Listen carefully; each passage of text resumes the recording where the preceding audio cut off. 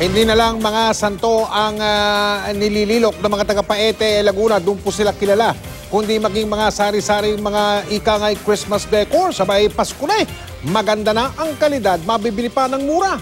Narito ang report. Kaliwat kanan na ang bentahan ng mga Christmas decor.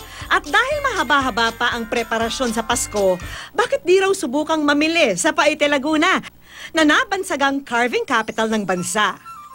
Ang kalyeng dating puno ng mga nililok na puon, may mga Santa Claus na ring nakadisplay.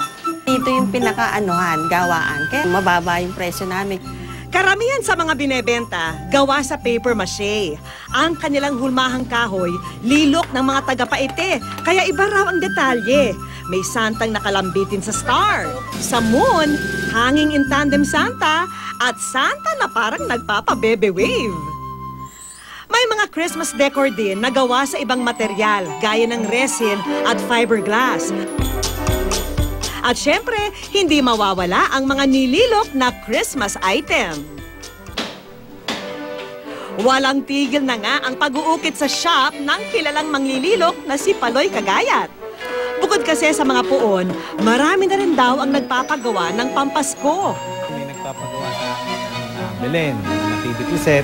Merong mas gusto yung kahoy, yung matibay kasi ang kahoy. Sa bansang may pinakamahabang selebrasyon ng Pasko, bahagi na raw talaga ang paggayak ng mga bahay ng iba't ibang simbolo ng Pasko para mas ramdam ang diwa nito.